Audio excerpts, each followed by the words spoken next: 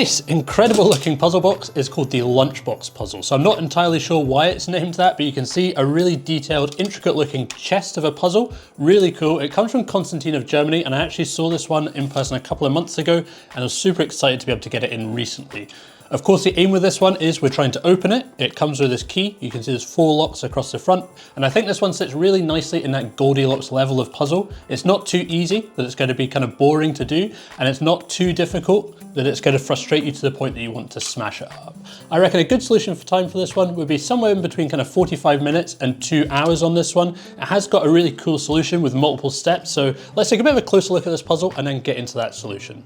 So you can see this thing is super intricate. It looks like the lid is going to open up here. And apart from the handles, we've got a couple of details made of metal, the locks and the key and stuff, but everything else is laser cut wood. By the looks of it, I think. The lid looks like we're going to open it up here, but at the moment, obviously it's locked in place. We've got the 4 locks. We're presented with 1 key.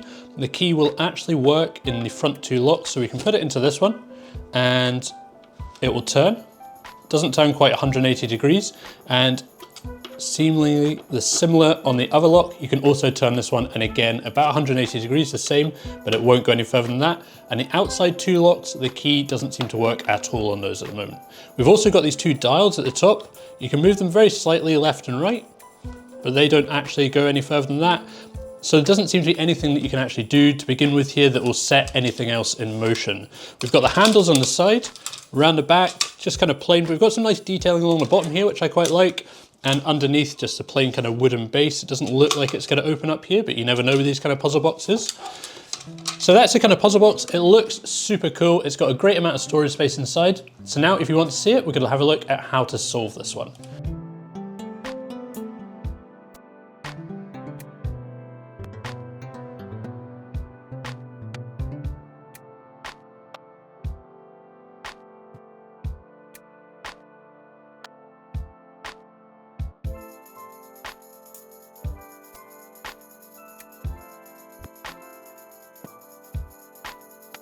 So after a bit of playing around with this one, trying the keys in these locks, turning it and seeing if you can open the lid, you're going to realize you need to find something else. Something else has to be happening with this puzzle. And being versed in puzzle boxes or puzzles in general, you might realize that the key is of course not going to be a standard key. We have a component in this one. So if we unscrew this, we have a little stick here. And then obviously you're going to need to find somewhere to use this one. So having a look around the puzzle, you can notice there's a couple of small holes, one here and one here. So if we use this stick, we can place it into that hole, and probably you're going to try pushing it into the hole and seeing if you can then turn the keys and get anything to happen. But it doesn't seem like that's going to work. So if I push it in and try and twist it, take it out, nothing seems to happen. It doesn't seem like there's a spring behind this. Usually you can feel that if you're pushing it in there and you can't feel anything happening. It doesn't seem like anything's actually being pushed by this pin. Similarly, it's not a screwdriver or an Allen key or anything like that. You can't unscrew anything, but there's definitely 2 holes. So there's one here and one here in these cutouts. And having a look a bit closer, you're going to realize some other things later on. But what we need to do with this is we actually need to put it into that hole and slide it down. So what we need to do is turn the key in the lock here. Then you're going to slide this down. So we're moving that circle from the top position down to the bottom position. And when you take the key out, this lock is now stuck in place. So similarly, we're going to do the same thing with this other lock here. So we're going to put it into the hole. We're going to turn this, we're going to slide it up, and now we've locked these both in place. So that's the first step. The box still doesn't open though, and these dials don't want to move anywhere. So once you discover this section where you can move these locks and hold them into the position that they're wanting to be in, this is the section where I got stuck for quite a long time. So you move these in, and then you might think that perhaps if you were to now try the pin in here and move this piece up, you could try and open something from there, but it just resets this lock. It just doesn't hold the lock anymore. Both locks reset. You can try this in the holes perhaps, or the other end looks like it could kind of almost quite nicely push against these pins inside the lock. But it doesn't give any kind of feedback when you do that, so it doesn't seem like anything is like spring loaded or anything like that. So obviously this one's quite intricate. There's quite a lot of stuff that could be hidden behind this lattice work, certainly on the front. Having a look around the sides, the handles look like they're pretty much just stuck in place there. They don't feel like there's anything hidden behind them, and there's not much in the way of sliding panels or anything that could be hidden on the back or underneath. So this section is definitely, I think, where most people are going to get stuck for quite a while, and trying to figure out what happens next is going to be the hard part. You can see these locks need to move, but it's just working out how to get that to happen.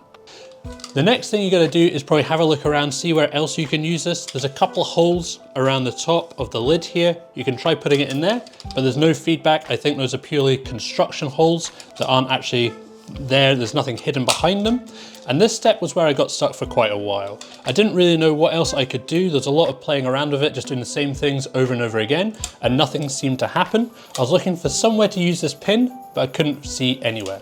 And then what we're going to need to have a look at is the construction of the inside here. So pretty early on, my assumption was that we would need to move these over to the side in order to be able to open the lid. And in order to move these to the side, you can have a look, you can kind of get glimpses of what's happening inside the puzzle here if you look closely behind the lattice work. So it looks like one of the panels here, an internal piece needs to move down the way, and that will allow this piece to move along over to this full edge of the cutout that it's got on this side. And the same looks like it's going to happen over here. And then presumably the lid is going to open. And if you turn the key in the outside locks, you will notice a very slight movement in that internal piece up and down. So then you can figure out, basically you need to get these locks to move. So how do we get these locks to move? That is the question that you've got to work out.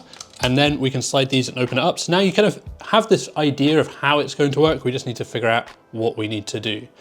So after a lot of playing around with it, what I came to realize was what you need to do is to set these middle locks, don't actually have to sit in that full, let's call it a 2 o'clock position. What you can do is you can actually move that around, and there's several different positions. I think there's about 4 or 5 different positions you can have it in, ranging from about 2, 3, 4, 5, and 6 o'clock. So if we set them both to 3 o'clock, so I'm going to set the central lock to 3 if I can. Kind of roughly 3, it's not exactly, possibly quarter past or so. And we'll do the same with this other middle lock here. So if we pop that down and try and find that position. So it's just done by feel, this section. So now we have these 2 locks in that kind of quarter past 3 position, and you'll find you can actually, at this point, it's unlocked something that we can move this. So now this piece has moved down. You'll find we can slide this over, and then we just need to work out how to open this one. So again, the first time I did this, I got them both to about this 3 o'clock position. I thought that was quite a good find. Immediately this one opens up, but then you try and set them both to the same position for this final lock, and none of that seems to work. So what you need to do at this point is set them to slightly different positions. So essentially what you can do at this point is just pretty much trial and error, figure out what you can do. But for this one, we are going to aim for about 5 o'clock. Okay, that looks good about there. And similarly with this one, so if you flick this, the lock resets. We're going to go to 4 o'clock for this one. So somewhere around about here, we just need to find the exact right position. So I think that's correct. So if I've got this right, what should now happen is we should be able to unlock this final lock over on this side, which is able to go slide this over, and we can open up the chest. So you can see a huge amount of storage space inside there. A really cool puzzle. Obviously I've made it look quite simple by running through the steps fairly quickly, but actually discovering this on your own is going to take quite a while. So as always, I will leave a link for the lunchbox puzzle. If anybody's got any ideas about the name, maybe it's a German thing. I don't know if this is what lunchbox look like in Germany. Please let me know. But I'll leave a link for this one in the description down below. That's it for today's video. Thank you so much for watching, and we'll see you next time.